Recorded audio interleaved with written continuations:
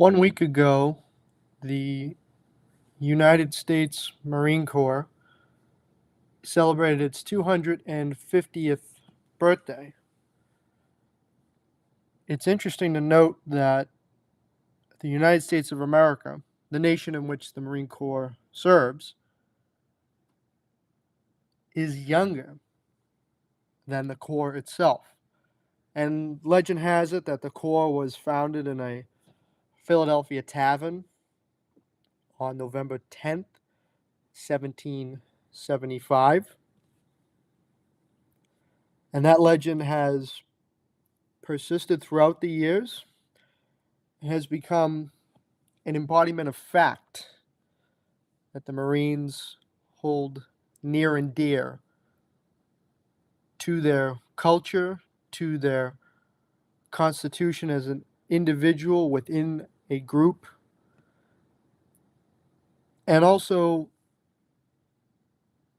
has the added benefit of being the foundation upon which the Marine Corps has built a legacy and a tradition as a top of the line fighting force, and certainly among the best that this nation has had to offer and still does offer when it comes to warfighting capabilities and protecting this nation.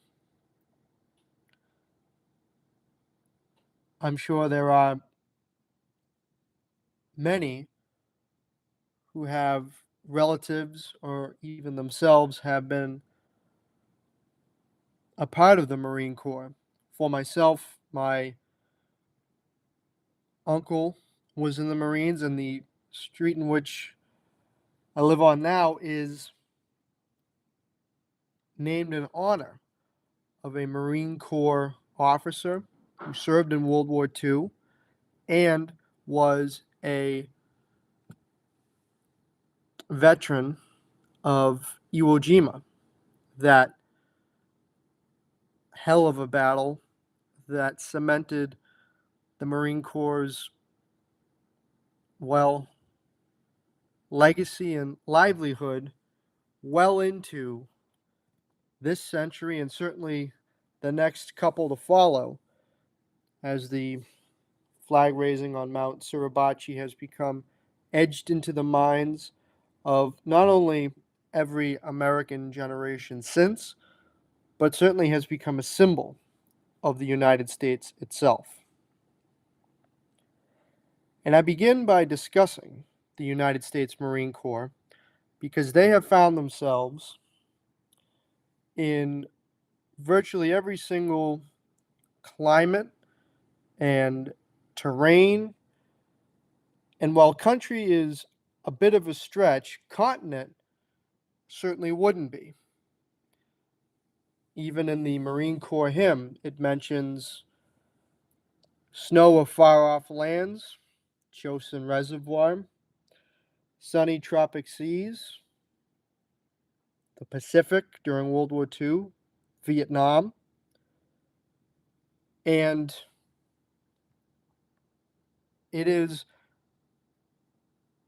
no coincidence that they are generally sent wherever there is the most chaotic or certainly deadly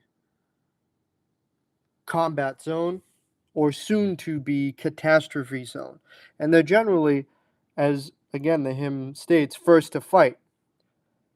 And the topic of this episode, which touches upon the South Pacific during World War II, illustrates the fact that they were indeed the first to fight in the Pacific in World War II with respect to the United States and the Allies more broadly launching offensive operations against the Japanese.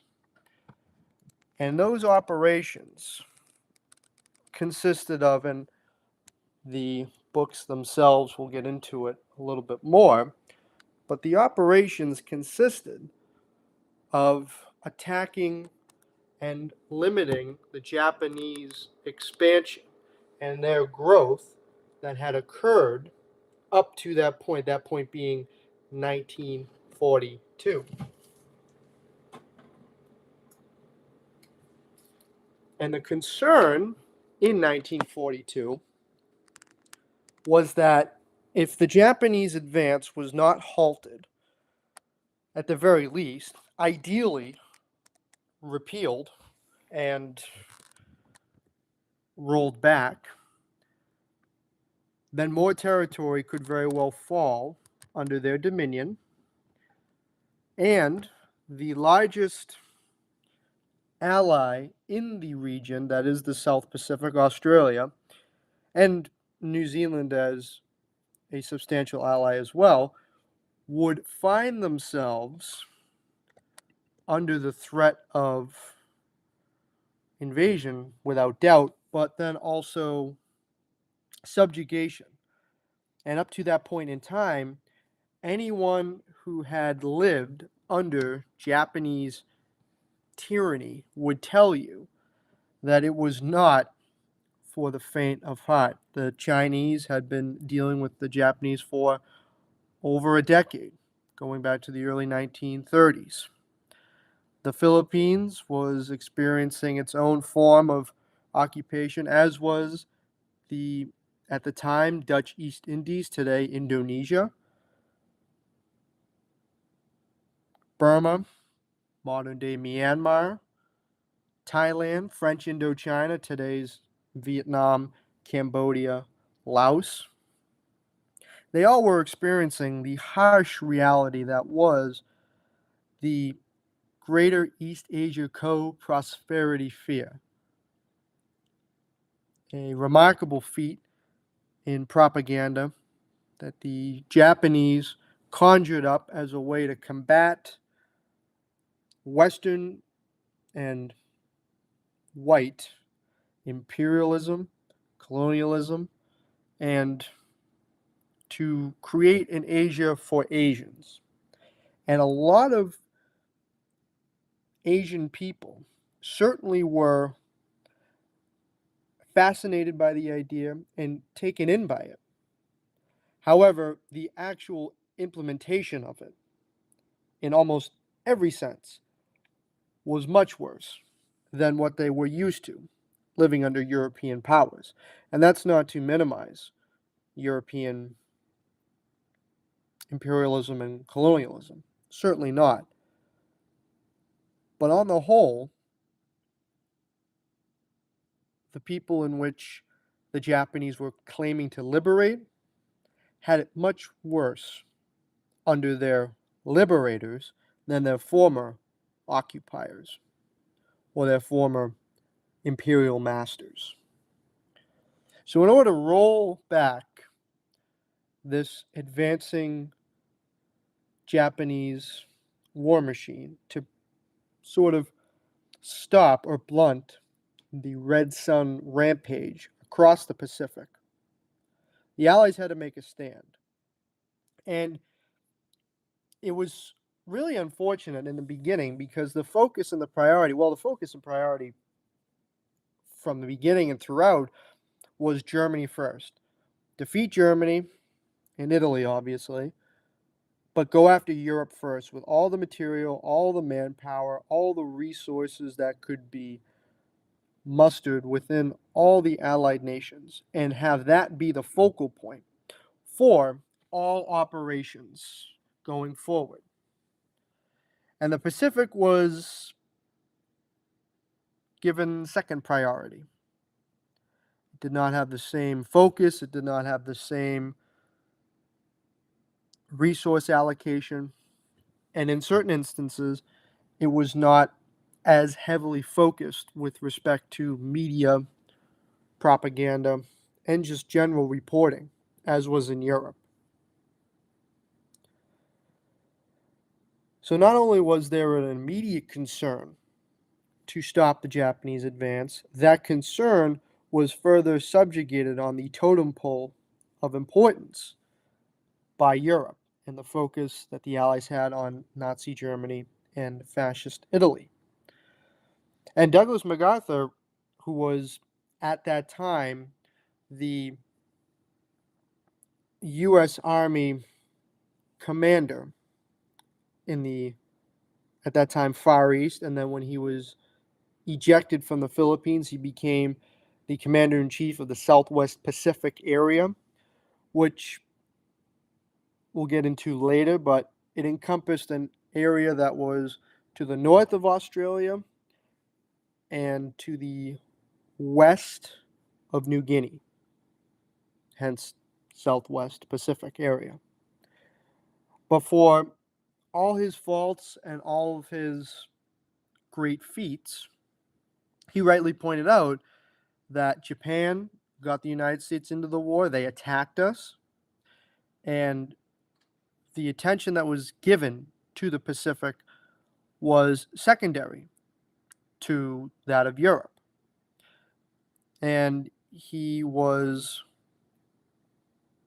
well, aggrieved, to say the least, that the Pacific was not getting its rightful attention and that the allocation was not on par with Europe. Certainly, he would have argued that the Pacific should have gotten the larger percentage or a bigger piece of the pie of resource and manpower allocation than in Europe because it was Japan who attacked us. And then on top of that, MacArthur being MacArthur, he felt because of just him and who he was that those supplies needed to be allocated accordingly because he was there, he was the man on the ground, and he needed every single bullet, every single man, every single tank, plane, ship, you name it, he needed it, and he felt that he deserved it. And that obviously is a topic for another time. But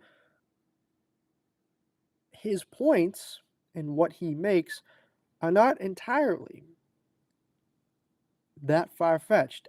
After all, the United States and the public certainly wanted to, well, dismember Japan as a entity and certainly eliminate its culture from the face of the earth.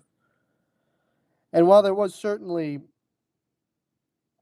a desire as well to stop Hitler and to a lesser extent Mussolini, the primary focus and the vitriol of the American public was focused on the Japanese. So when the time came to ultimately strike back against the advancing Japanese threat that was inching closer and closer to the United States' west coast and had actually seized American territory in Alaska, and then obviously on the doorstep of Australia, who was it that was sent first to fight in what would be the first American offensive operation of the entire war? The Marines, specifically the 1st Marine Division. And they would participate in Operation Watchtower, which was the designation for the U.S. invasion of Guadalcanal. And Guadalcanal was the first major island that the Allies aggressively would wrestle back from Japanese control. And I'll get into it a little bit more, but context here I think is definitely important to further understand the Allied moves and their sort of progression as combat in the South Pacific dictated.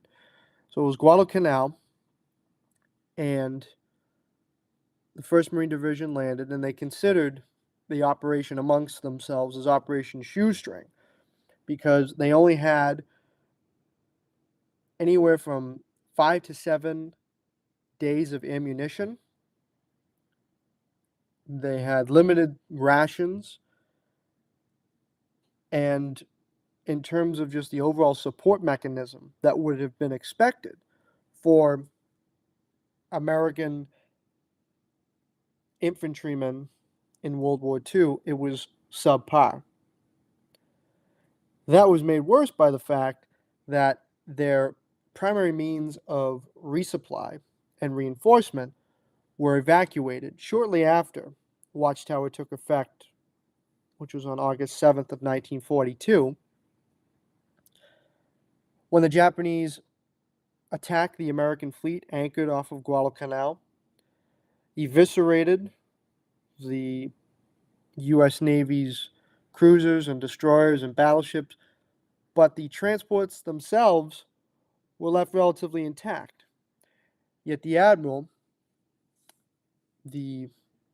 on the scene, that is, he decided that it would be best to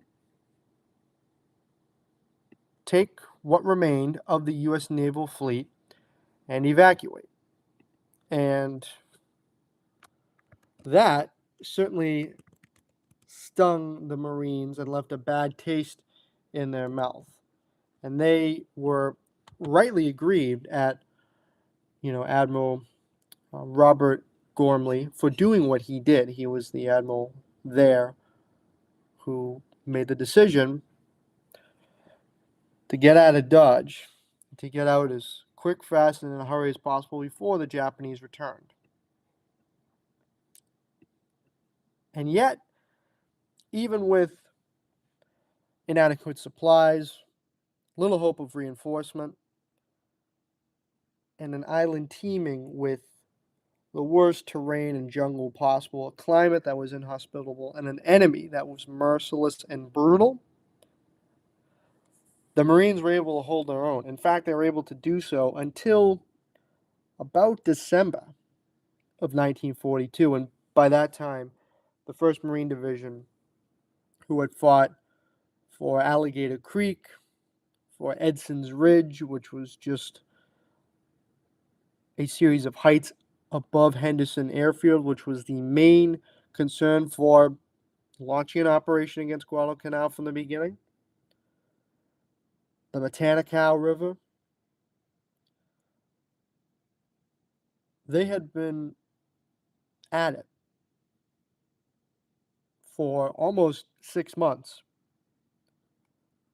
by themselves before they were relieved by the 2nd Marine Division and by the Army's 25th and Americal Divisions. And it wasn't until February 9th, 1943, 8 months later,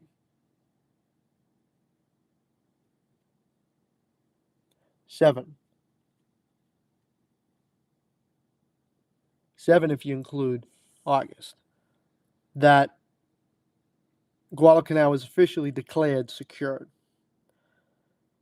And it resulted in 15,000 American casualties between the Marines and the Army, Navy as well, and the Air Force, although at the time the Air Force was still a part of the Army, but still they suffered via their Cactus Air Force. But they were able to inflict over 20,000 Japanese casualties, almost all of which were killed. The Japanese very rarely surrendered, or they themselves took prisoners. And if they did, they were in for a whirlwind that I think goes beyond the contents of this episode, and is certainly something that can be touched upon in an episode in and of itself. But they hardly ever surrendered, and the wounded were even encouraged to commit suicide. So that was the extent of the enemy that the Allies were going up against. And this was their first initial introduction. I mean, you could argue Hong Kong, Singapore, Rangoon, Bataan, Corregidor, Wake Island, Guam. Those were certainly introductions as well. But in terms of the Allies beginning the reconquest of the Pacific and the liberation of those people in Asia who are now under the brutal samurai sword of Japan, this was their first introduction, and it was a brutal and merciless one. And they would find out as the fighting progressed, not only in the South Pacific, but in the Central Pacific, in India, Burma, and in the Dutch East Indies, that the Japanese would seldom let up in terms of their ferocity and fanaticism when fighting. And they certainly would not be able to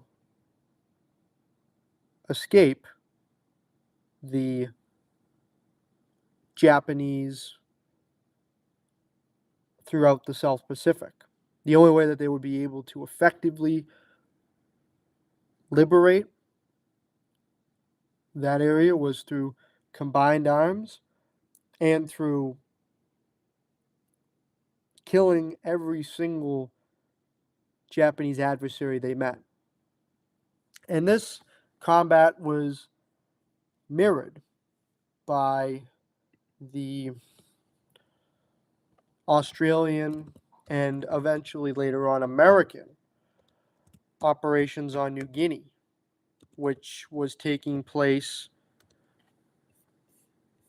from early on in 1942. January 23rd is considered the day in which the fighting begins on New Guinea, and it would last well into the war later on and wouldn't even cease until August of 1945 when Japan officially surrendered.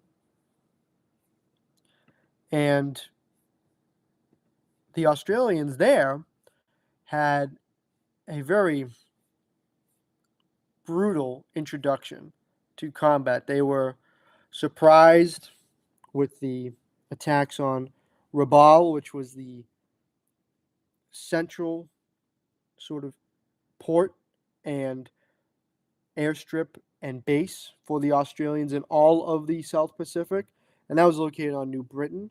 But that certainly imperiled the Australians' position on New Guinea. And with the fall of Rabaul came the fall of, and again, as I mentioned in the first episode, this could be quite dicey as I go about trying to pronounce these names, so just bear with me. The conquest of Lae and Salamau on the Huron Peninsula, which is located in the northern coast of Papua. Papua being a area of New Guinea that encompassed the eastern portion of the island. And included in Papua New Guinea is Buna, Gona, Sanananda, Milne Bay, the Kokoda Track, and Port Moresby. And with the exception of the latter two, Japan had virtual control over New Guinea. And they tried to expand it via landings to take Port Moresby. Operation Mo was the name of it.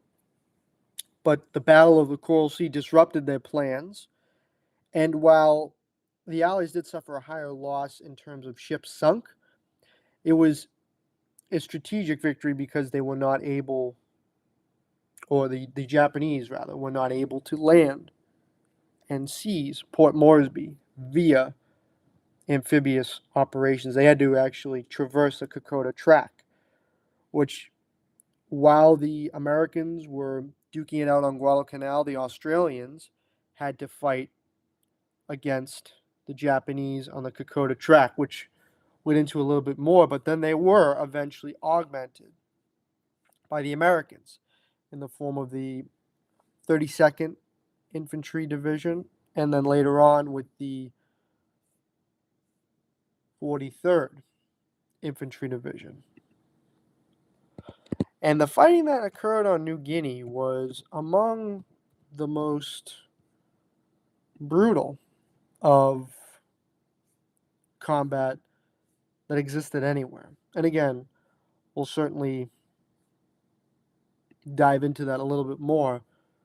But if Guadalcanal was bad, well, New Guinea was worse. And there was a famous saying by the Japanese. It was, "Heaven is Java, which is an island in the Dutch East Indies, today Indonesia. Hell is Burma, but New Guinea, nobody comes back alive." And again, Burma's Myanmar, which was brutal in itself. But for them to say nobody comes back alive from New Guinea, I think that speaks volumes to just how brutal and awful New Guinea was in and of itself. And that was coming from a society that had the mentality of never surrendering, adhering to the Bushido code of death before dishonor, and willingly sacrificing their lives for the emperor, who they saw as a god. They treated him as a divine manifestation of who they interpreted as God in the flesh. So for them to have said that and to have that saying speaks volumes. And I can't emphasize that enough. So while the Americans were fighting on Guadalcanal, the Australians were fighting in New Guinea. And if you were to look at it just from a sheer casualty percentage standpoint, the fighting on New Guinea was worse, but there is seldom a deviation between them. The only difference is the forces employed. Guadalcanal was American, New Guinea was Australian and American forces. And that would be a trend, and I'm overgeneralizing and being very broad with respect to who it was that fought where. Obviously, there were contributions from New Zealand, from Fiji, from New Caledonia, which will also be mentioned. But just for a broad overview, contextual reference, it was the Americans on Guadalcanal, it was the Americans and Australians on New Guinea, and that partnership would be forged into an elite fighting unit via Operation Cartwheel, which was the US, Australian, and New Zealand operation to begin to clear out the South Pacific and to rid the Japanese of ever being a threat to the sea lanes connecting Australia and New Zealand with the United States, and to ensure that Australia and New Zealand would never be threatened by occupation from the Japanese ever again. And the overall theme of Operation Cartwheel was to retake New Georgia, which had the crucial airfield at Munda Point, New Britain, specifically Cape Gloucester, with the ultimate end goal of capturing Rabaul, the Huon Peninsula of New Guinea, which lay in Salamau Leon. Interesting play on words there. The Solomon Islands, Bougainville, which was the largest of the Solomons. And then, as the thinking progressed, instead of capturing Rabaul, why not just isolate it? Because at that time, the Americans had gone through a baptism of hell in New Guinea. The fortifications there were some of the most impregnable and interlocking ever devised since the First World War. And that's saying something. On top of that, the Americans just casually threw themselves at these defenses, pretty much only having frontal attack in their playbook, which in the age of industrialization, machine guns, artillery, mortars, and then on top of that, a fanatical enemy who will kill you without remorse, that's dangerous. And indeed, it was dangerous. Buna earning the nickname Bloody Buna because of how brutal the fighting there was. And MacArthur learned his lesson. For what it's worth, he saw that a frontal attack against an entrenched enemy was a bad idea. World War I could have taught him that, but especially in this war against the Japanese, it was especially brutal. And the casualty rates spoke for themselves. So, in order to prevent that from happening, strongholds such as Rabaul and later on Truk, the atoll in the Central Pacific, were just bypassed and left to wither on the vine, with the Japanese garrison there being isolated for the remainder of the war and thus impotent. And while they did have an air base and an anchorage, the Allied air war was top notch. They were able to increase their sorties and their strikes that they carried out against the remaining Japanese resistance within the South Pacific once they moved on. But of course, that's just getting ahead of ourselves. As a result of Operation Cartwheel, the Allies suffered less than 10,000 casualties and inflicted 35,000 casualties against the Japanese, almost all of whom died or were killed. Again, there was no wounded, and they didn't surrender. And this is out of a total force of 200,000. So you're talking close to a quarter of all Japanese strength within the area of Operation Cartwheel was killed. And out of 250,000 U.S. Marines, soldiers, sailors, airmen, Australian and New Zealand personnel, they suffered less than 10,000.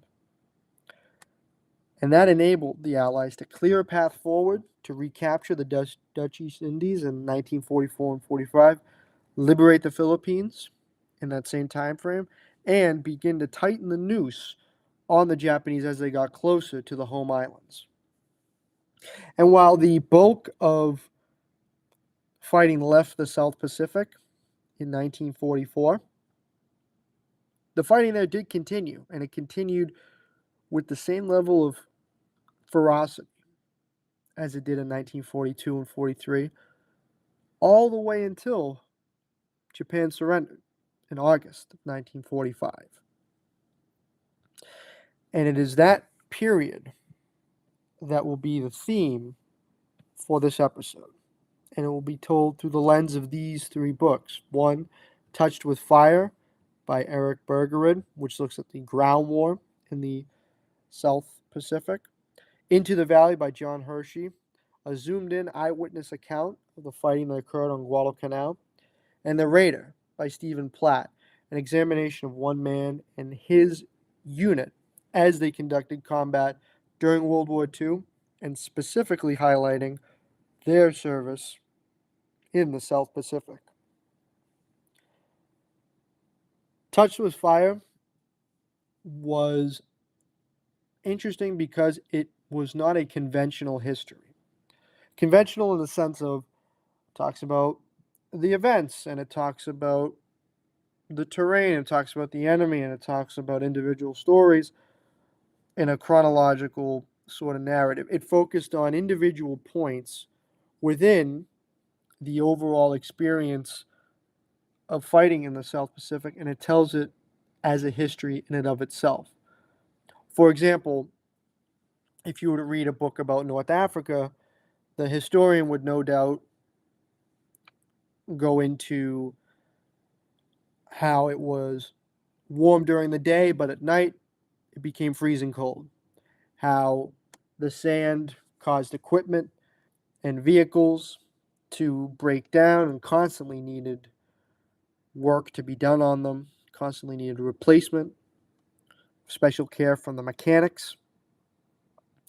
And it would also mention how the enemy was so much more experienced than the green American forces that they went up against, or in the case of the 8th Army, led by Montgomery, how they were on par with one another. And though they lacked certain necessary supplies and a constant stream of said supplies, they were still able to account themselves extremely well against the Allies. What Bergerud does is he takes, say, for example, the cold at night, and he discusses the cold as a section of the history itself, and he uses eyewitness accounts, first-hand sources, to delve deep into just how bad the cold was. And in actually the case of the South Pacific, there was cold, though it does straddle close to the equator. There was cold in the form of when it rained, it chilled you to the bone. So he's able to take and to dissect each element of the fighting and present it as a history itself, as a standalone, but eventually they all weave together a narrative that thus creates the history. And, you know, one of the things that obviously stands out with respect to the South Pacific is the weather, the climate. You have heat and humidity, unlike anywhere else in the world, coupled with rain, more than 200 inches of it in some areas, constantly, year round. So you throw those two together, it makes for one not only unique and interesting series of encounters that you have to deal with, but it also heightens the possibility for casualties and for just general wear and tear that occurs against the human body. And again, a lot of the fighting that occurred in the South Pacific was done by relatively young, able bodied males. And that fighting was able to grind them down.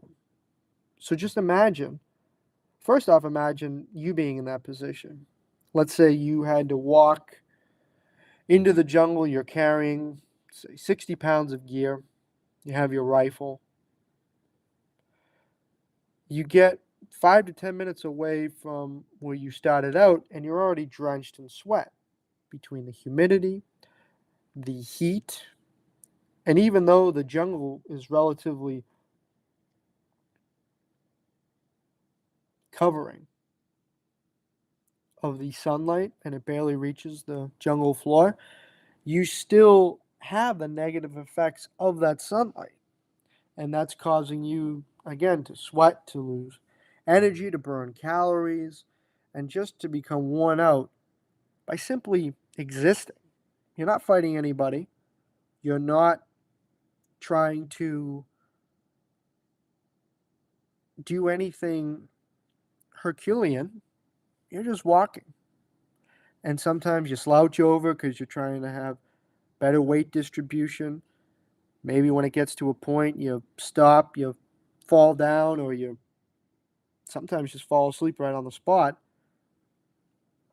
Now imagine what that's like for somebody who's a little bit older, somebody who's maybe lived on Papua New Guinea or Bougainville their entire life. Now they probably, granted, have a better way of coping with the extremes, but even still, it's a terrible form of life to be constantly inundated with heat, humidity, and rain. And not just, again, mist or drizzle, sheets that come down sideways that add up to 200 inches over 365 days. That's brutal. That is difficult to deal with. And as Bergerud notes, there was one person who he interviewed, and I think he does a tremendous job of this. The person who he interviewed gives a very good account of just how bad the climate and the weather and the general living conditions were, on top of fighting and earning their duty pay. And that person is Sergeant Donald Fall of the 1st Marine Division, and he recounts what it was like on Cape Gloucester, which was New Britain, and New Britain had Rabaul on it. And the objective of Cape Gloucester was to cut off Rabaul on its western end and isolate it, because by that point, with Operation Cartwheel, the focus had shifted from an all-out assault against Rabaul to simply isolating it and using Air Force and Navy fighters and bombers to continue to increase the tempo in which Rabaul was slowly reduced and have that be a grape that withered on the vine. And as he relates to Bergerud, that Bergerud then relates in his book, quote, "The worst part of the New Britain operation was not the fighting, but the living conditions. The water was terrible. You were soaked all the time. This was rainforest. If you dug a foxhole and it rained all night, you'd come out withered like a prune. That day, you might have gone through a kunai field or been stuck with thorns, and your body is sweating. At night, you'd wrap yourself up in your poncho and try to sleep. In the morning, you were drenched with sweat. So even if you tried to keep the rain off, you got wet." End quote. And he relates in his retelling of events a kunai field. And a kunai field was, I guess the easiest way to describe it is if you were to imagine corn stalks in Iowa. They tend to grow, sometimes they even grow higher than 6 feet, but they generally tend to grow up to your eyeballs. That is what kunai grass is, but instead of it being filled with nutritious corn, it's razor sharp. So if you're walking and you got all you can just to be upright, you're drenched, you're tired, because fat chance you were able to get any sleep between the weather and being on constant lookout for the enemy. You're now walking through this field, stumbling along, and you see the kunai. And the kunai just slice right through your dungarees, right through your uniform. They slice at your hands. They have a way of getting and finding any exposed skin and making that cut, gashed, slashed. And even if you are wearing some sort of protection, it'll cut through that anyway. So not only do you have to contend with the weather and the climate and how brutal it is, you then got to deal with the terrain and the flora and fauna. And it is without a doubt plausible and actually very accurate to say that Sergeant Fall's experience on New Britain can easily be applied to a Marine on Guadalcanal, or a soldier on New Georgia, or an Australian who was fighting on New Guinea. And again, the Japanese hated New Guinea. So if they feared it and they hated it and they believed that nobody came back alive, how did the Allies feel about it? Because the kunai field was not just specific to New Britain, it was all over the South Pacific. So on top of the kunai field, there were rainforests, there were savannas, there were jungles, there were swamps, there were mangroves, and all those terrain features with the weather created what was a lot of the veterans recalled as a great sauna. It almost acted in a way to trap the heat like a blanket and create humidity like a furnace, and you were trapped in it. And while we're on the point of New Guinea, it's worth noting that Bergerud takes the Australian official history of the Kokoda track, which there's two ways to just to, I guess, make a notation here. There's two ways to go about examining Kokoda. And Kokoda was a station that was in the Owen Stanley Mountains, which ran like a spine through Papua New Guinea. It was series of mountains and a range that was no doubt the largest in the South Pacific, and actually there were peaks within the Owen Stanley that had snow during the year. So again, the extremes here, you go from sauna-like humidity to freezing cold such that there's snow at the top of some of these mountains. And Kokoda was a station along this trail that stretched from Buna on northern Papua New Guinea to Port Moresby, which was southern Papua New Guinea.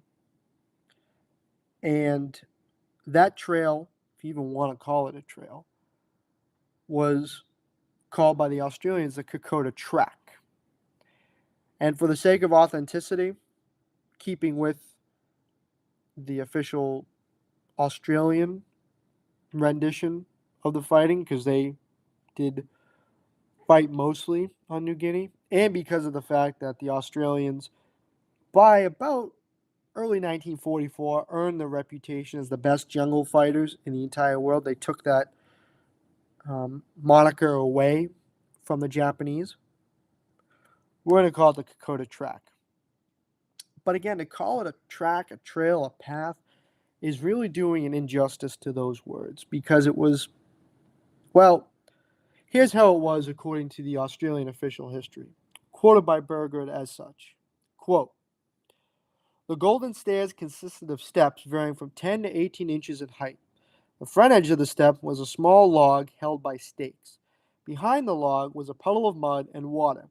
Some of the stakes had worked loose, leaving the logs slightly tilted. Anyone who stood on one of these skidded and fell with a whack in the mud, probably banging his head against a tree or being hit on the head with his own rifle. Those who had no sticks soon acquired them, not only to prevent falls, but to allow the arms to help the legs, especially in higher steps. After the first half dozen steps, it became a matter of sheer determination, forcing the body to achieve the impossible. It was probably the weight more than the climb, though the climb would have been enough to tire even a lightly loaded man. The rear companies, where the going is always hardest, took 12 hours to complete the 9 miles." End quote. So, the track, which from Port Moresby to Kokoda itself, 9 miles, was brutal. And the official history notes that it was tougher for the rear companies. Now, usually when you think of combat and you think of war and you think of fighting, the rear companies tend to have it easy.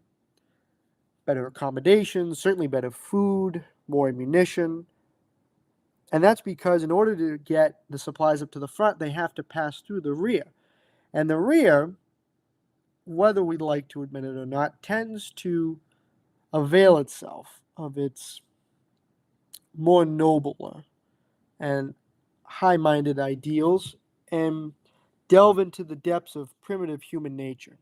What do I mean by that? Well, if there's a truckload of supplies going up to the front and the rear gets a hold of it first, they're going to rifle through it and find the best of anything, whether that be food, weapons, the niceties of life, which for anyone who's fighting in this particular terrain is a sleeping bag, an extra blanket for when it gets cold at night, or anything as simple as that would be scalped, for lack of a better word, by the rear companies.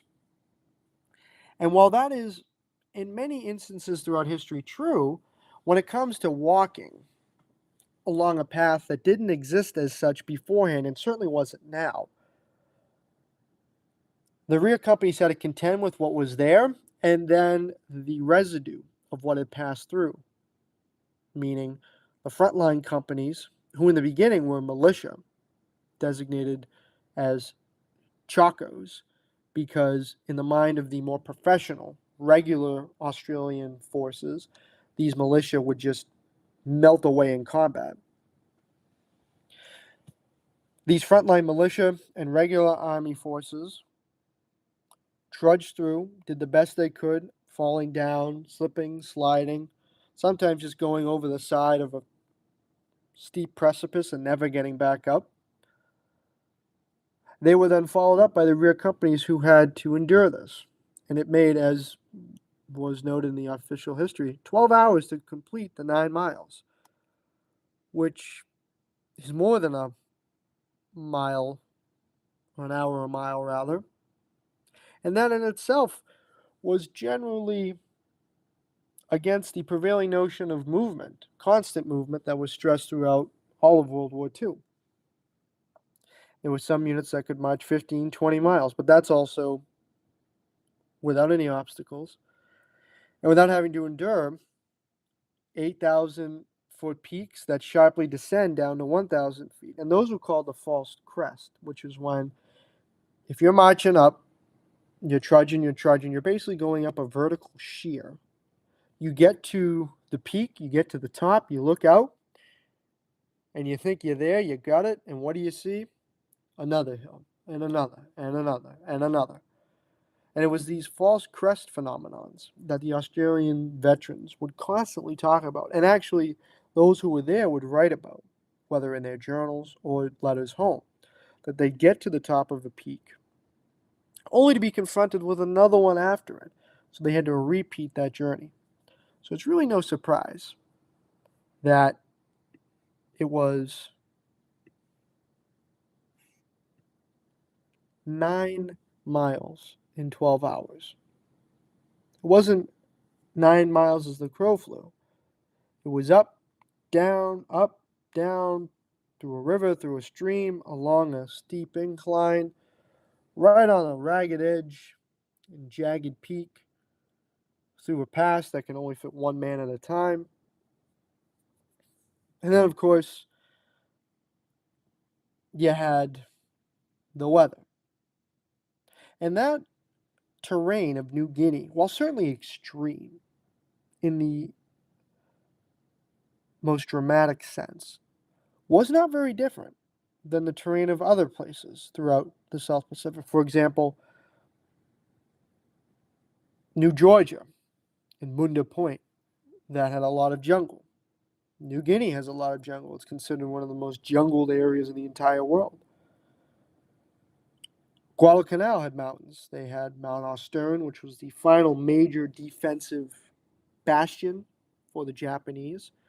And they had Edson's Ridge, which was actually named after the 1st Marine Raider Battalion that defended the ridge and protected Henderson Airfield, and was rightly renamed after their commander, Colonel Merritt Edson. We'll get to the Marine Raiders later on. But they paled in comparison to the mountain peaks of New Guinea. Yet, there wasn't one individual place where a soldier fighting, or a Marine, or a sailor, or an airman would want to trade for the other. They were all equally bad. They were equally brutal. And you couldn't escape one without feeling the exact same in the other. And I had mentioned earlier that it was an over generalization and a broad characterization to say it was the Americans, it was the Australians, and it was the New Zealanders who fought in the South Pacific. And while they did a lion's share of the fighting, it wasn't only they who were engaged in active combat against the Japanese or for the Japanese. The native Solomon Islanders, or Papuans, fought their own wars, irrespective of what the Allies' ultimate goals were. And they had to decide for themselves where their loyalties lay, with their former masters or with the new occupiers. 9 times out of 10, it was the former. And in their mind, it was choosing between the lesser of two evils, wouldn't be the right term, but certainly that notion existed in this case. And the Japanese were far and away the worst of the two. They were quite literally the devil incarnate. But then there were also other allies who participated in the fighting in the South Pacific, and among them the natives of the island of Fiji. And Fiji was able to contribute to the Allied victory in the South Pacific. And actually, there was a case that a Lieutenant Mark Durley of the Americal Division fighting on Bougainville related to Bergerud, who related here. And before we get into the passage, the Americal Division was a unique concept in the American way of war. The divisions that fought in Europe, in the Pacific, they were by and large raised and created on American soil. The Americal Division was an exception. It was cobbled together on the island of New Caledonia, hence Cal in Americal, and consisted of Army units where the recruits were drafted in the United States, trained and raised as a division on New Caledonia, and then sent to fight. Their first combat experience was on Guadalcanal, and then they would continue to fight on Bougainville. And Bougainville was invaded, or was assaulted by the Allies in November 1943. And it was a combination of Army and Marines from the United States that began the offensive. And then once they moved on through the Pacific, it was the Australians who continued to fight throughout the duration of World War II up until August of 1945 when the Japanese surrendered.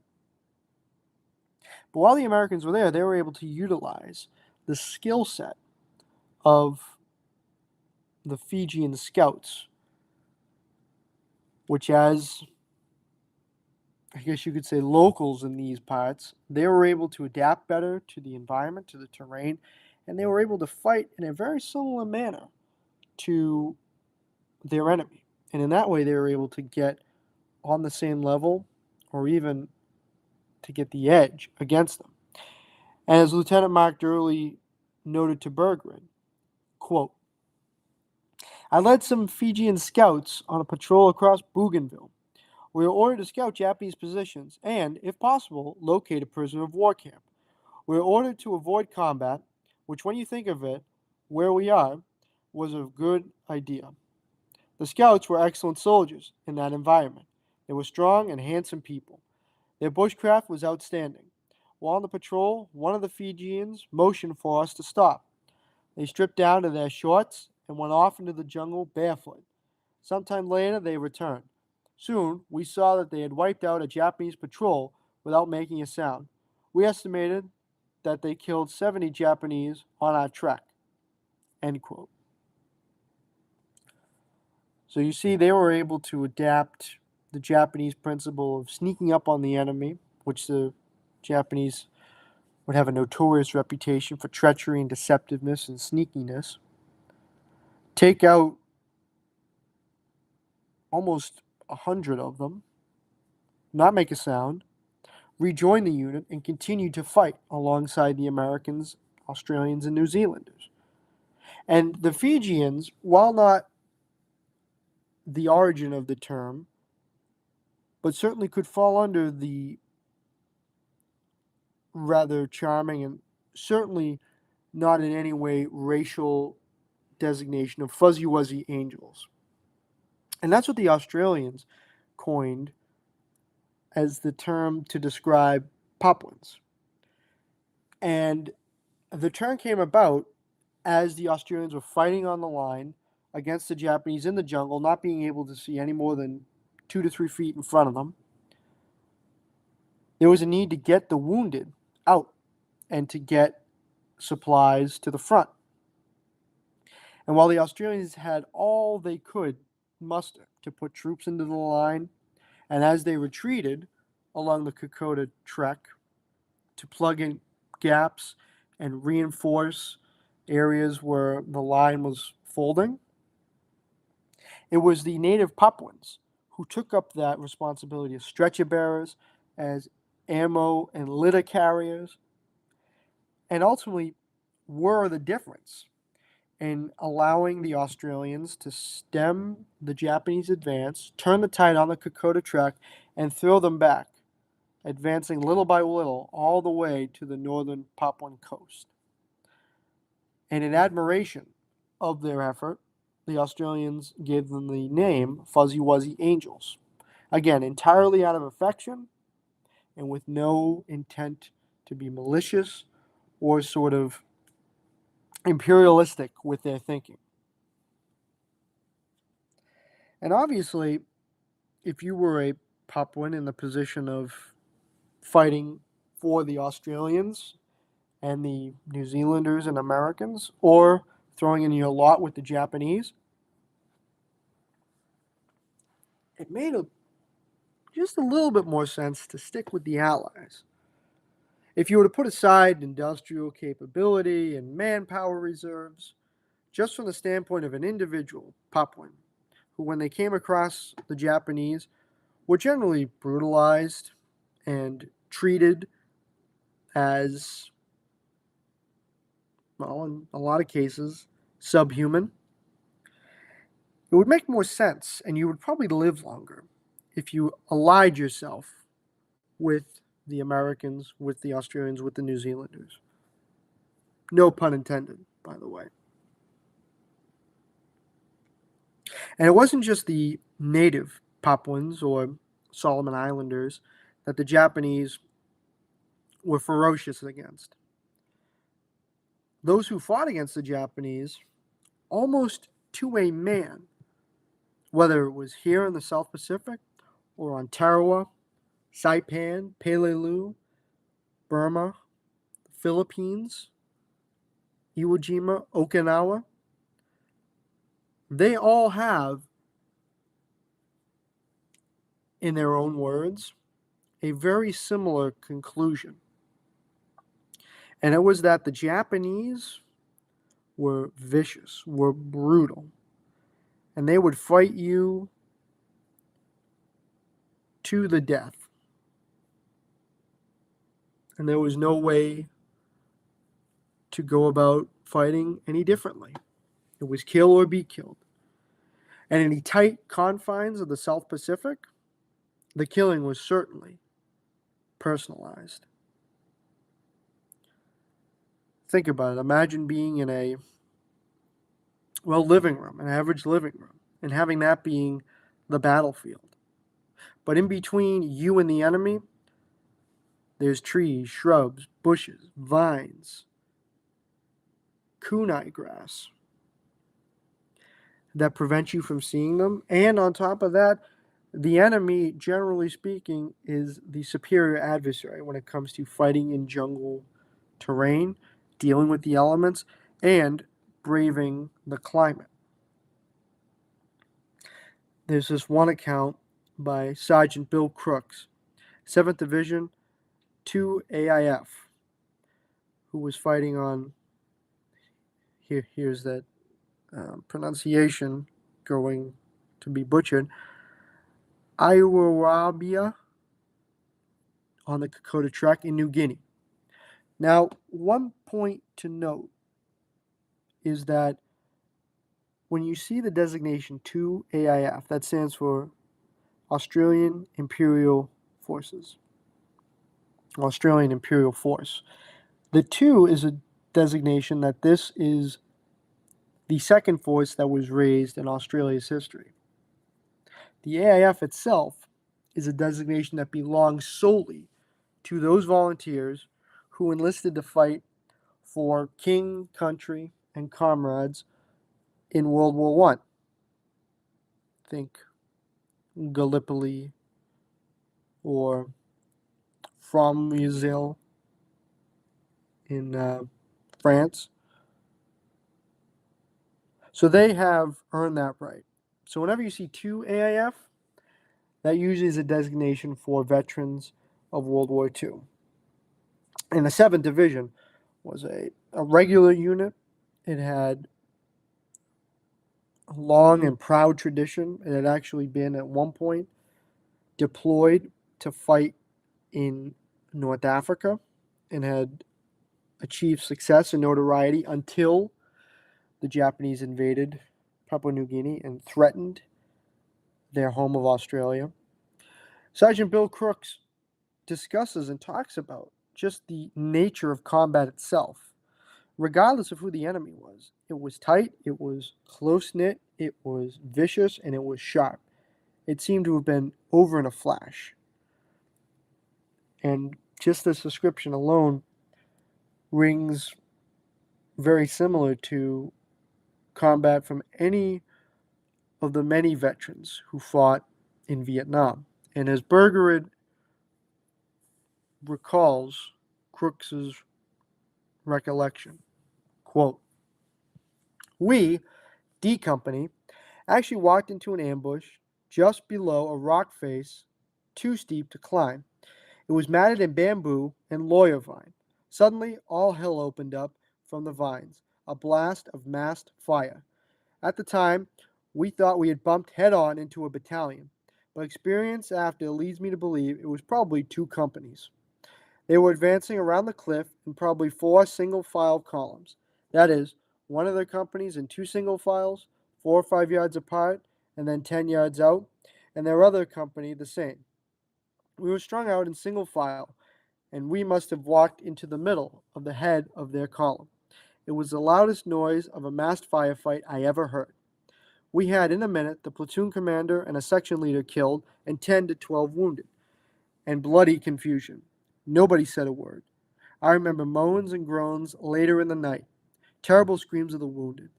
It must have been theirs because we recovered all of ours straight away and sent them back.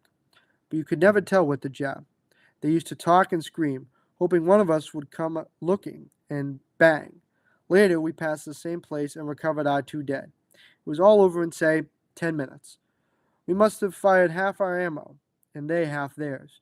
Bushes and light trees disappeared as light machine guns were blasting away. The bullets were zinging and zipping all around us. The noise was absolutely deafening. It was all extraordinary. The sound of it, the number of men involved, and the closeness. We were in the center of them, and they in the center of us. Do not have a clue how many nips we hit, nips being the derogatory term for Japanese, as was Jap. Probably the same ratio as they hit of ours. We never found out later, but they dragged their dead away and hid them for burial later by night or burnt them." End quote.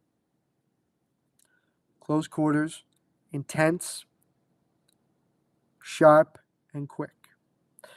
That could probably best describe what combat was like. Now, of course, as mentioned earlier, you throw in the Japanese and it gets a lot worse.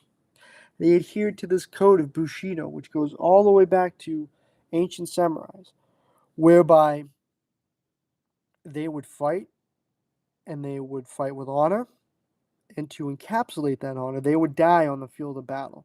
If given the chance to escape, to surrender, well, escape not so much. When they were allowed to escape, like for example in Guadalcanal, they took the opportunity to fight again, or in the Aleutians, they were able to depart and escape to fight another day. But the entire thought process was, if you did escape to fight another day, you were again expected to die. You weren't going to surrender, because not only would you dishonor yourself, your unit, and the emperor, you dishonored your family, which for Japanese culture was worse than death. So that fanaticism in believing death before dishonor was so deeply into the minds of every single male Japanese soldier, and later on would be sewed into the mind of every Japanese citizen, whether soldier, sailor, airman, marine, or civilian. And it was that fanatical ferocity that the Allies would time and again experience throughout the Pacific with deadly effect. And one case of that Bushido code on display was recalled by Private Paul Spanogli of the 37th Infantry Division, where he encountered the Japanese and their fanaticism up close and personal on Munda Point in New Georgia.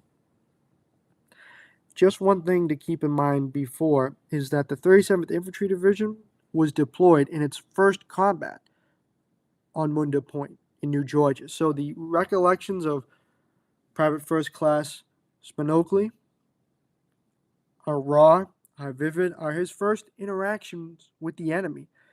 He didn't have, I guess if you want to say the benefit of fighting before, I don't know if benefit would be the right word, but he didn't have the ability to judge the Japanese someplace else beforehand. This was his first initial baptism of fire and his first encounter with the enemy, up close and personal. And he relates to Bergerud, quote, "There were pillboxes all over the airport built out of rock. When we crossed it, one Jap came out holding a hand grenade. We stood there for an instant, armed, and dropped it at his feet. Then we had to clean out the holes that contained sick and wounded. I saw a hole that looked like a good place to sleep. Inside were two live Japs with a hand grenade. Again, they refused to come out. One of our men lobbed a grenade inside. One from another hole finally surrendered. He spoke English and said he was from Yokohama. Some went out in the water and tried to drown themselves. I helped bury 8 of the suicides in one bomb crater. That included one of the Japs who tried to drown himself. One of our boys had helped him out." End quote. So Spanogli, and again, I am probably butchering his name, and for that I greatly apologize, not only for mispronouncing it, but mispronouncing that of a veteran's. His recollection here is almost a mixture of everyday combat in the South Pacific and the Pacific, broadly speaking, but also an outlier. The fact that one of them actually surrendered and came to them and spoke English, that was a rarity. It happened, but it was rare. It was extremely rare. So for Spanogli to have his first combat on Munda Point and to come face to face with the enemy as he did was certainly an eye-opening experience and was one that was repeated time and again for men similar to Spanogli, who were brought into the harsh and hellish world of the Pacific through experience and through learning just how bad could get. And if you want to talk about bad, perhaps Guadalcanal is a good place to begin. On top of the mountains mentioned before, there were jungles and rainforests and mangrove swamp, as well as malaria-carrying mosquitoes, monkeys, crocodiles who ate man, and sharks that loomed off the coast. And Guadalcanal was the first place, again as mentioned, where the Allies began to take the fight against the Japanese, and instead of being in a defensive posture, were solely focused on the offense. And Into the Valley by John Hersey is a account from a reporter who was embedded with a company of Marines. And the premise of the book is a zoom in and a narrow point of view of just one skirmish, of one battle, one of many, that occurred not only in Guadalcanal but could easily be a model for combat that occurred throughout the Pacific. And as Hersey notes, early on, right from the beginning, this was no different than probably anywhere else that Americans found themselves fighting the Pacific. He writes, quote, "The skirmish was just an episode in an insignificant battle. The whole battle, which lasted 3 days, did not bring as much reward to our arms as several other battles on that island and elsewhere have done. But the battle, and especially the skirmish with Bergerud, more on him later, illustrated how war feels to men everywhere. The terrain, the weapons, and the races of war vary, but certainly the sensations, except in degree, for they are as universal as those of love." End quote. Emotions, war shaping the human psyche, and the fact that the skirmish that he witnessed, being with these Marines, was insignificant when looking at a map of the overall fight against Japan, but it was certainly significant to those Marines who were there and who had to have this rush of adrenaline, this energy that was wound up within them like a spring, and when released was the greatest rush they probably ever felt and would ever feel.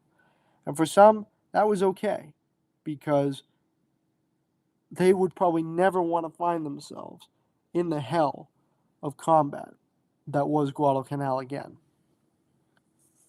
And it was for the reasons that Hersey listed: the terrain, the climate, and the enemy as well.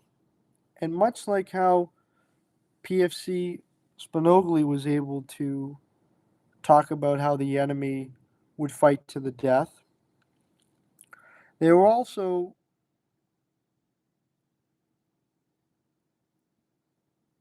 an enemy that had every single trick up their sleeve and would implement it without a second thought.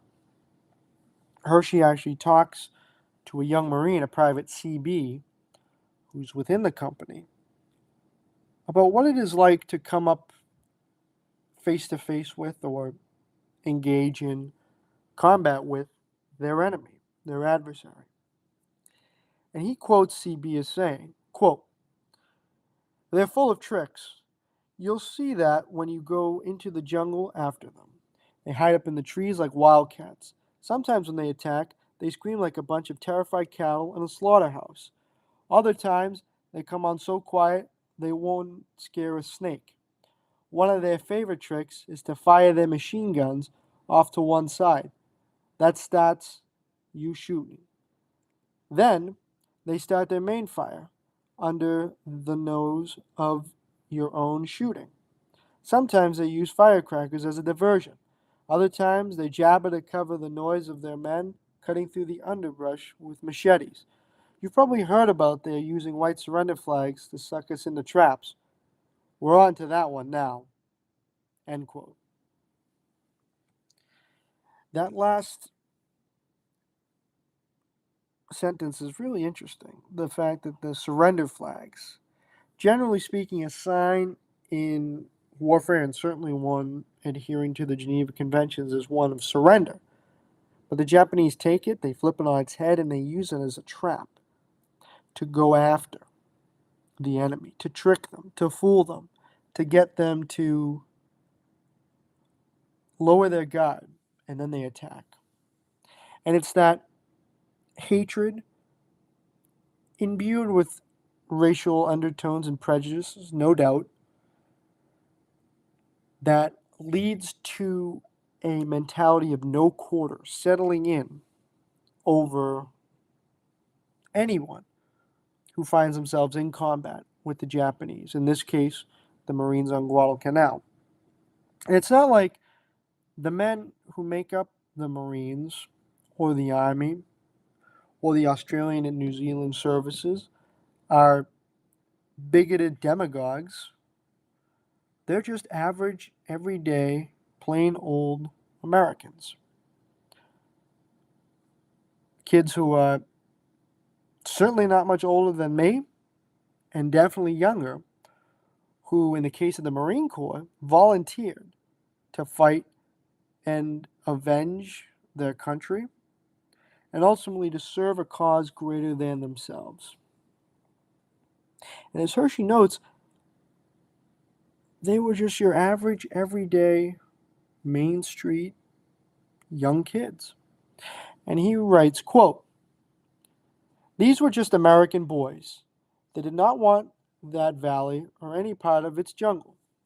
They were ex-grocery clerks, ex-highway laborers, ex-bank clerks, ex-schoolboys, boys with a clean record and maybe a little extra restlessness, but not killers. They had volunteered. They had come into the Marines with their eyes open. Yes, but they had joined the Marines to see the world, or to get away from a guilt, or most likely to escape the draft, not knowing to be killed or kill. It would be unfair to say that there was fear on any single one of those faces, but neither was there elation. There certainly was weariness. That is what Company H was like, ready for action." End quote.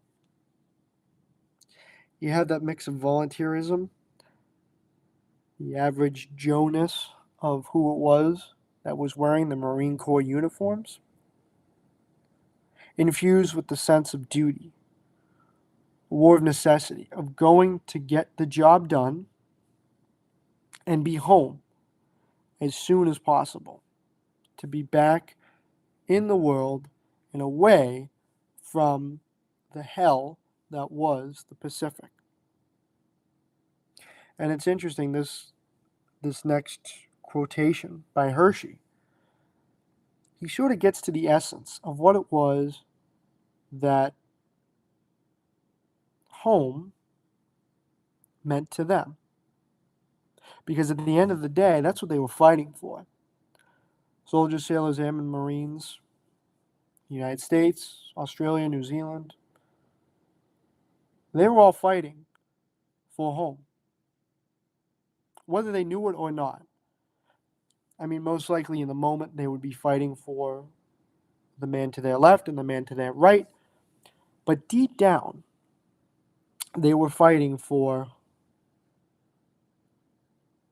home, wanting to return, to just be in a world where they were surrounded by their friends and families in peace. And Hersey was able to really get to that root rather quickly when he asked, quote, "And so I said, I wonder if I could ask you fellows one question. It's something I've been wondering about quite a bit here on this island. What would you say you were fighting for? Today, here in the valley, what are you fighting for?" The excited flush, which comes into their faces as they ask their questions, went out again. Their faces became pale. Their eyes wandered. They looked like men bothered by a memory. They did not answer for what seemed like a very long time. Then one of them spoke, but not to me. He spoke to the others, and for a second I thought he was changing the subject or making fun of me. But of course he was not. He was answering my question very specifically.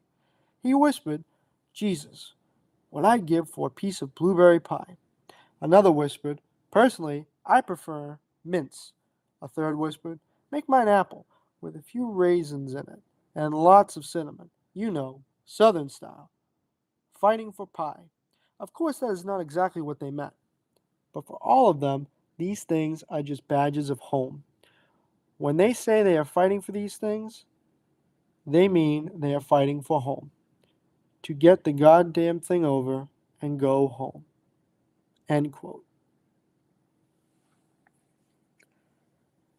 It was their way, most likely, of associating home with something tangible. Because you can't say, I'd really love my front door. I mean, you could, but it's not really appealing as something tangible. Pie is, because not only does it remind you of home, but if you were to have it right then and there, you would feel a lot better fighting than if you were to just have K rations or C rations or D rations or just the terrible food that you find yourself in the service, that you only find yourself having in the service. as these Marines understand it. To them, the pie is home. And it's also something that they can feel, and that when they taste it, they know not only is it sweet and nutritious, but it reminds them of home. It's as if they are back with their friends, with their family, in peace. But of course, volunteering for the Marines, they would not be home, at least for a while. Matter of fact, they probably wouldn't be home if they were to make it home for 3 years. Some would be able to fight the requisite amount of campaigns to be withdrawn and sent back home. Some would be wounded. Others would return in a coffin draped with an American flag. Hersey, as a journalist, had the privilege of going from one war zone to the other, being embedded with one company of Americans to the next, and thus could leave at any time that he wanted to. And ultimately, he did after the skirmish occurred in the valley. And again, as he mentioned, the skirmish was relatively insignificant on the grand scheme of fighting in Guadalcanal and most especially the South Pacific. But it resulted in casualties and one killed. And of course, that would affect all of the men in the company, but it would certainly affect the company commander most. And that company commander was a guy named Captain Charles Bergerud. And as Hersey was leaving, after experiencing time with this company, that being Company H, 1st Marine Division, he made sure to check in with him, because it was ultimately that captain who ensured that his time with Company H would be one that was not in any way filled with red tape, bureaucracy, or restrictions. Matter of fact, Hersey was just like any of the Marines. He just was a non-combatant. So he couldn't, legally speaking, take up arms and fire at the enemy in anger. But he would experience everything else that those Marines did, between the terrain, between the climate, between the artillery, mortars, airstrikes. He'd be right there in the thick of it. So when he had his chance to leave, he made sure that if there was anything he could do for the Marines who made his time on Guadalcanal relatively painless, I mean, he did walk out of there. And that's certainly more than many Marines and soldiers, sailors, and airmen could say. He had a conversation with Regard that went as follows, quote, I turned to Captain Regard. Anything for you, Captain? You going to New York, he asked. Yes. Well, if you go through a place called Orskinny Falls, wish you'd tell my folks you saw me. I said it would have to say more than that. And then when you get to New York, he said, I want you to take a bath in a bathtub, a long one, a hot one, about 20 minutes. Then put on a soft white shirt with a good-looking tie and a double-breasted blue suit. And then go out and, what's a good bar in New York? Oh, I don't know. There are lots. Well, go to one of them that's good, and walk up to the bar and order 2 Tom Collinses, tall ones. One is for you, and one belongs to Captain Charles Regard. I don't care how you drink yours. Gulp it for all I care. But Captain Regard's drink, sip it. Take a half hour if you got to. And you may as well mumble something formal, like a toast. Drink a toast to Company H. If they ain't on Guadal, they'll be all the hell and gone out somewhere. Yeah, that's a good idea. Do it. End quote. I mean, that interaction is just, it perfectly sums up the psyche of the average combat infantryman, but moreover, the average member of the greatest generation who went off to war, who fought and who came back home. Simple, but significant.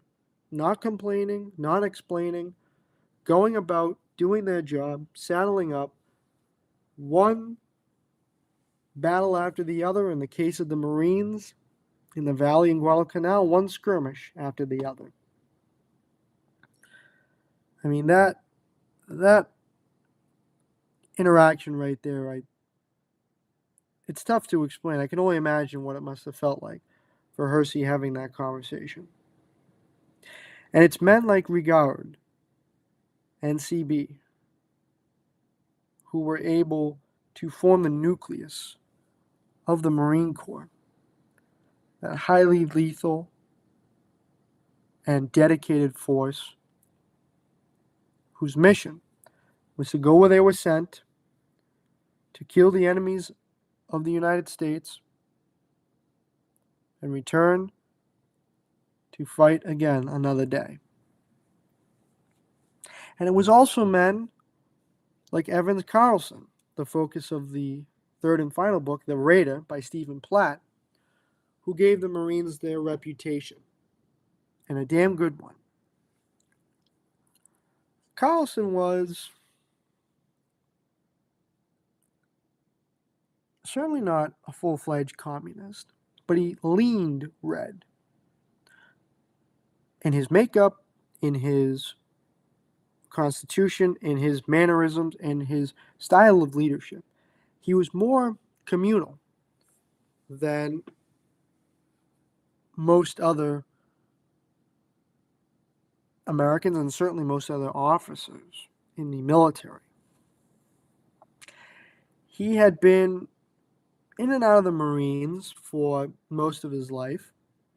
He was the son of a pastor who filled him with an evangelical sense of right and wrong and a zeal to go on a crusade wherever one was needed to be initiated. And because he traveled a lot as a salesman before the war, but also moving from parish to parish, he was filled with a sense of individualism, a ruggedness, a irresistible, insatiable need to not stay in one place for too long. And of course, his career exemplifies that notion of restlessness. He would be at one point deployed to Nicaragua, where he fought against the rebels in the jungle. And he was able to not only learn from them, but be appreciative and respect them for who they were and how they went about fighting. He would also be sent to China, where in his official capacity, he was part of the military mission stationed in the consulate and embassies of Peking and Shanghai. Peking, by the way, being today's Beijing. And then in his unofficial capacity, he was a guest of Mao Zedong in his 8th Route Army as they went on the long march, and they did their best to outwit both the Japanese and Chiang Kai-shek's nationalists in China. And he began to have an affinity for them, the way in which they conducted their warfare, fighting only when they had the advantage, retreating against greater odds, and winning the hearts and minds of the people.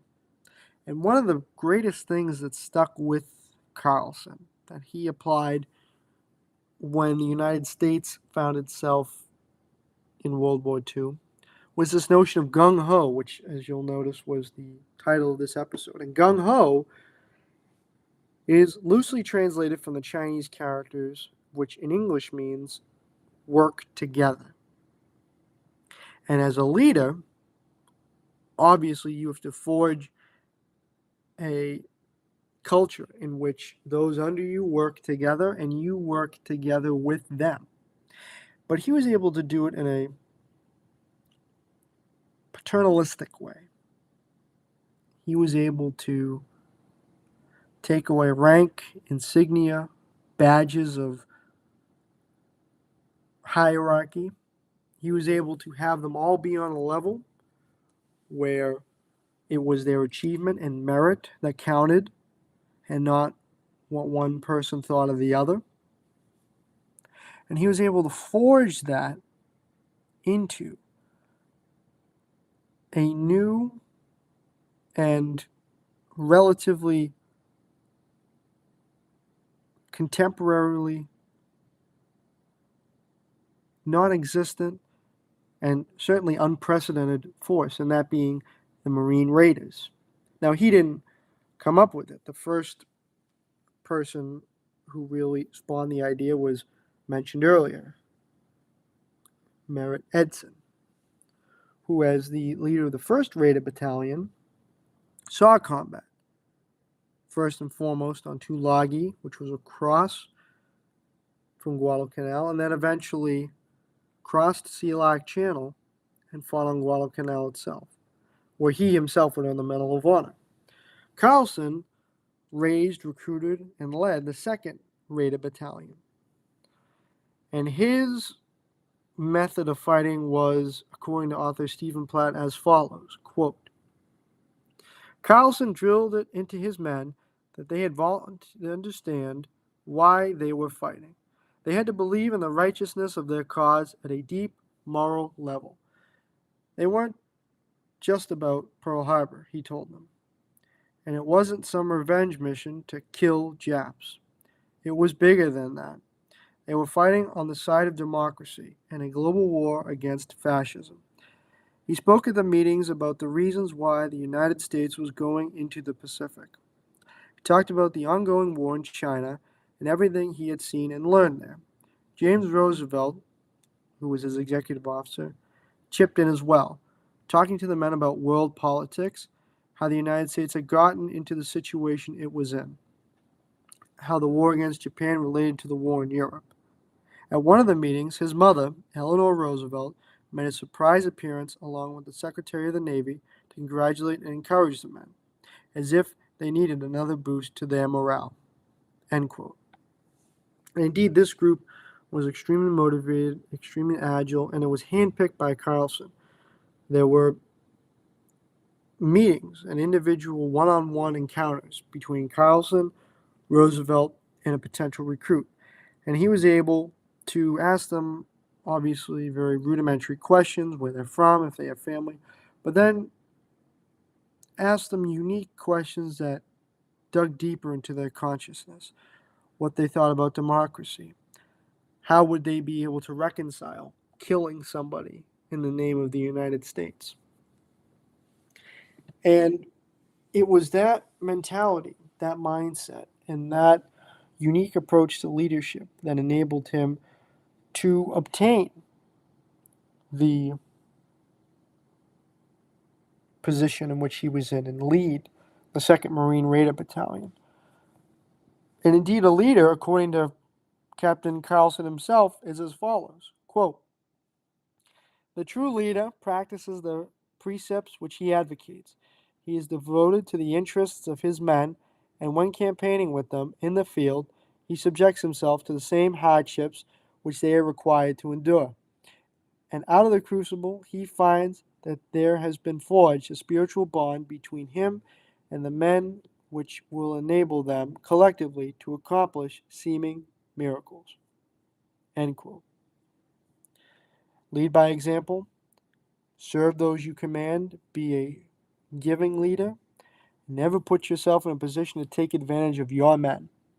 Perhaps he embodied all 3 of those precepts. And he was big on having it be, again, this sounds very socialistic, but an equal playing field. Having it be set up such that they had collective group meetings to discuss ideas and tactics and potential strategies. How to go about the best way to conduct something, whether it be strategy, a tactic, or just general ideas that the group felt needed to be discussed.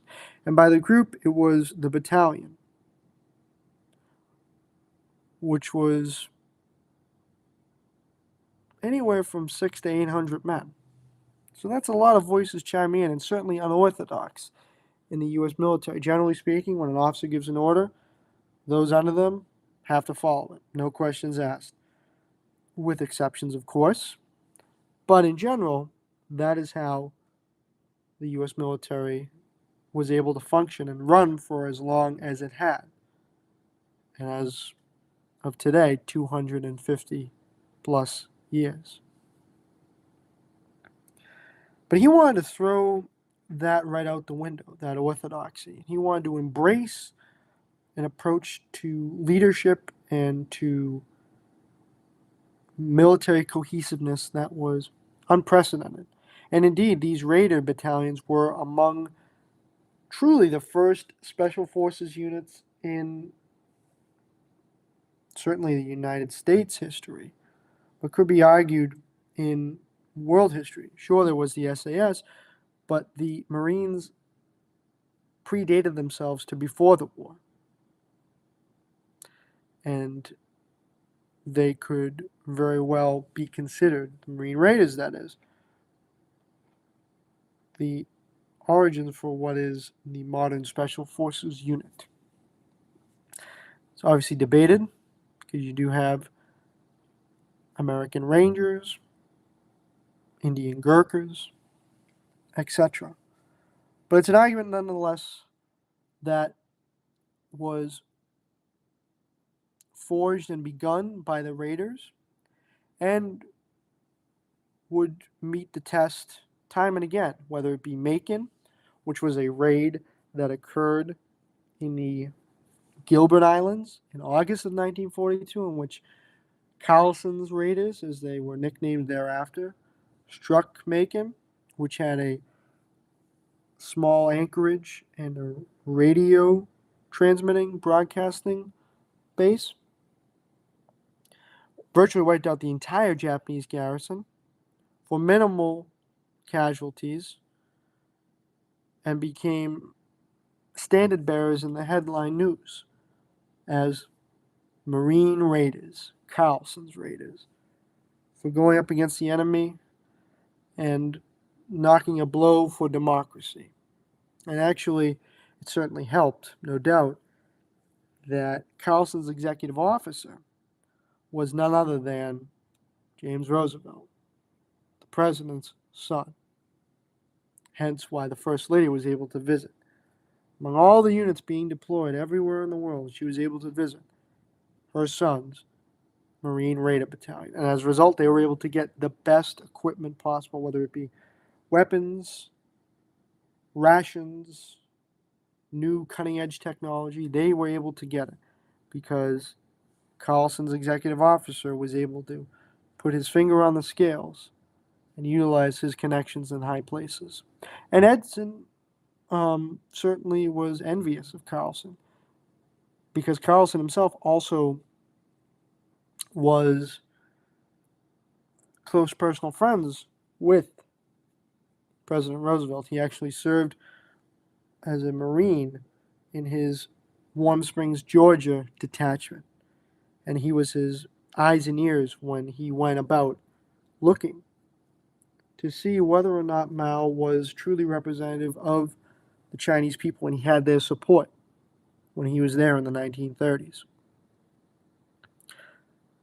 But when it came time to be deployed in the South Pacific, they would earn notoriety for their long patrol, in which they would land on the eastern end of Guadalcanal. They would advance behind the lines and knock out Japanese units, rear hospitals, and the infamous Pistol Pete, which was a series of artillery batteries that were hammering and causing havoc along the perimeter of Henderson Field.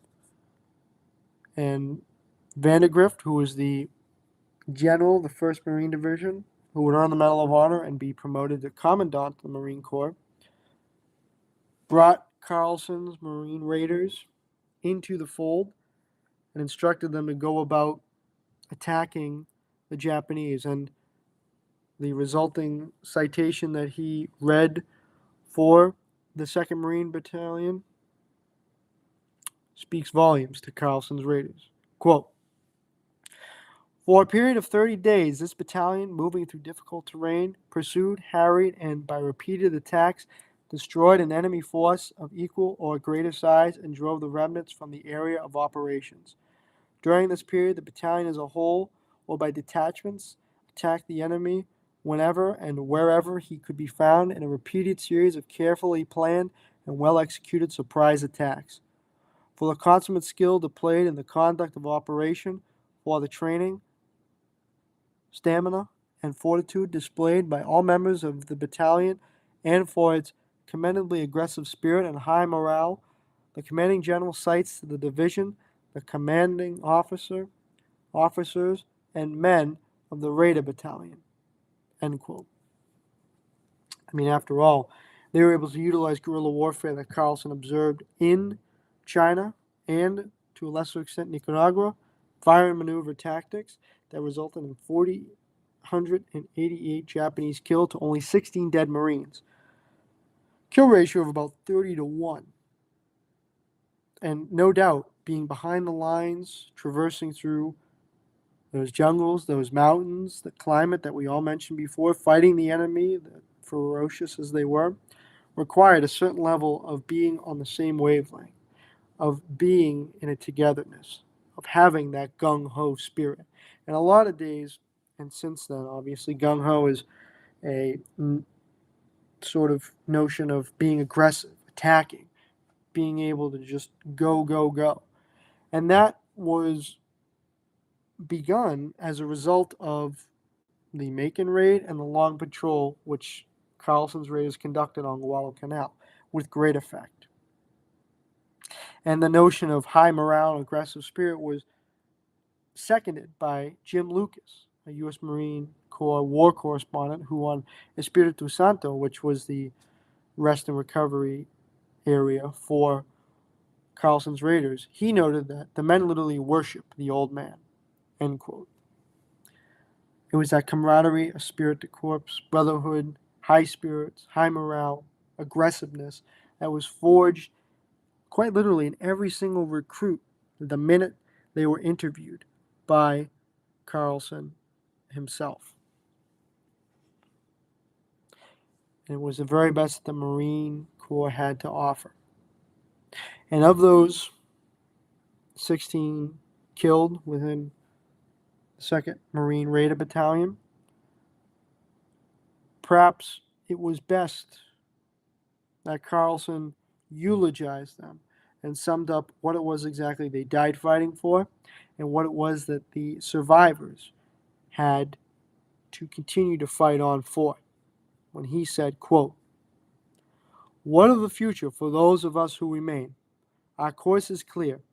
It is for us at this moment, with the memory of the sacrifices of our brothers still fresh, to dedicate again our hearts, our minds, and our bodies to the great task that lies ahead. The future of America, yes, the future condition of all peoples rests in our hands. We must go further and dedicate ourselves also to the monumental task of assuring that the peace which follows this Holocaust will be a just and equitable and conclusive peace. And beyond that lies the mission of making certain that the social order which we bequeath to our sons and daughters is truly based on the 4 freedoms for which these men died. End quote. Perhaps that tribute is the best way in which to conclude this episode.